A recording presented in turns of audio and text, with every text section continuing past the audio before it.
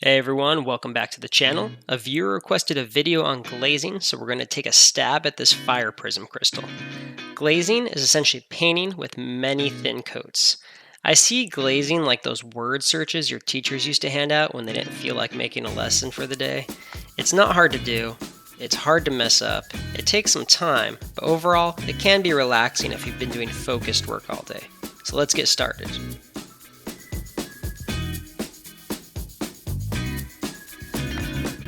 Again, we're going to be painting this fire prism crystal. I primed it black, but a lighter color would work just fine.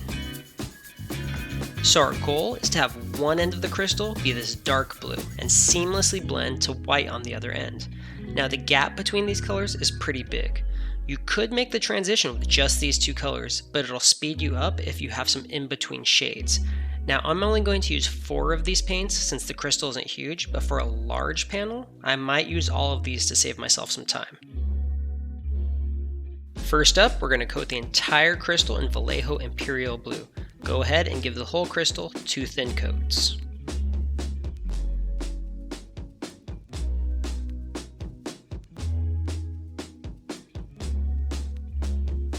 Once the object is base coated, we're going to go ahead and block in our colors. First up is Magic Blue, and you can see it's a bit brighter than the Imperial Blue we just used. You'll go ahead and take your Magic Blue and mark off an area and draw a line where you want the first transition to be. After that, give the portion above that line 2 thin coats.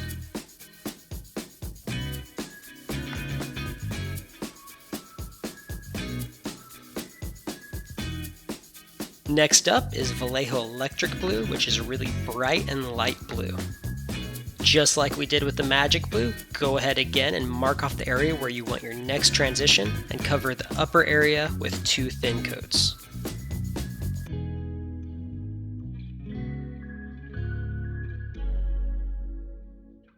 Lastly, we're going to do some pure white on the end of the crystal. This usually takes a few more thin coats than it did with the other colors. That's because white doesn't always have the best coverage.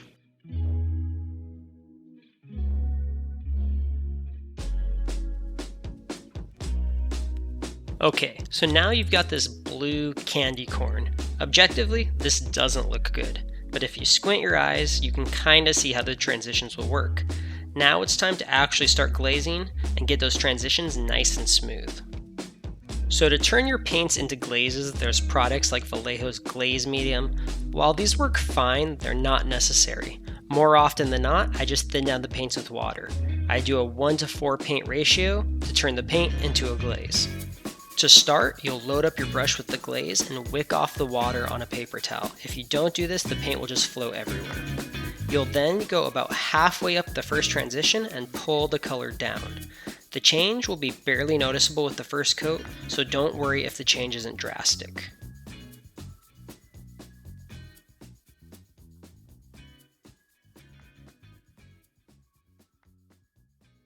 Next, we're going to do the same exact thing with the Magic Blue. Wick off the excess water from the brush and drag the color downward between the next 2 transitions.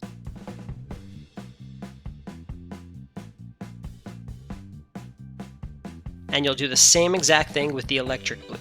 I like to go back and forth between the transitions as it allows the previous layers to dry. Then you're going to do these 3 steps multiple times. Now like I said, glazing isn't fast. You can speed things up with a hairdryer in between coats, but overall it's a slow process. You'll repeat those steps I just showed until your transitions are smooth.